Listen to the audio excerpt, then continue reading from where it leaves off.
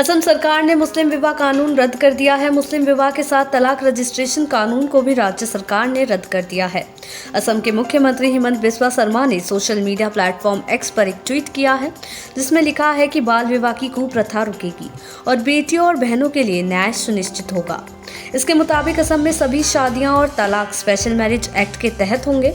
गौर करने वाली बात यह है कि असम सरकार लोकसभा चुनावों के बाद समान नागरिक संहिता यानी यूसीसी पर कानून लाने पर विचार कर रही थी और इसे उसी दिशा में बढ़ता हुआ कदम बताया जा रहा है। मुस्लिम मैरिज और तलाक रजिस्ट्रेशन अधिनियम 1935 में मुसलमानों के निकाह और तलाक के पंजीकरण का प्रावधान है। इस अधिनियम में समय के साथ बदलाव भी किए गए, जिसमें आखिरी बार संशोधन 2010 में किया गया था। इस संशोधन में स्वैच्छिक की जगह अनिवार्य शब्द जोड़ा गया था। पहले निकाह और तलाक का रजिस्ट्रेशन करवाना स्वैच्छिक था, लेकिन 2010 के बाद ये अनिवार्य हो गया। पुराने कानून में क्या था, ये जानते हैं।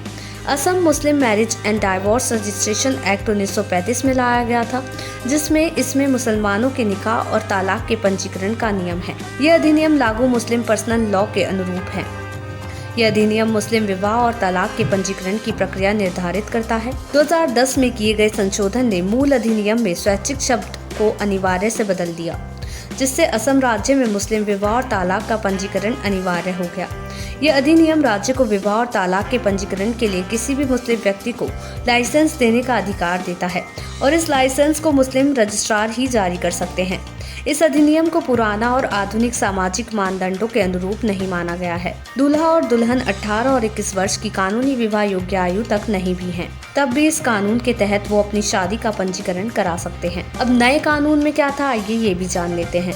सरकार ने 1935 के अधिनियम को खत्म करने के फैसले को बाल विवाह पर अंकुश लगाने के लिए उठाया गया कदम बताया है। हिमंत सरकार ने जो संशोधन किया है, उसमें असम में मुसलमानों का निकाह और तलाक का रजिस्ट्रेशन अनिवार्य कर दिया गया था। हिमंत शर्मा ने बताया कि ये विधेयक को मंजूरी इसलिए दी गई है ताकि विवाह और तलाक पंजीकरण में समानता लाई जा सके। देश दुनिया की ऐसी ही तमाम खबरों के लिए देखते रहें सहारा समय का डिजिटल प्लेटफॉर्म समय डिजिटल।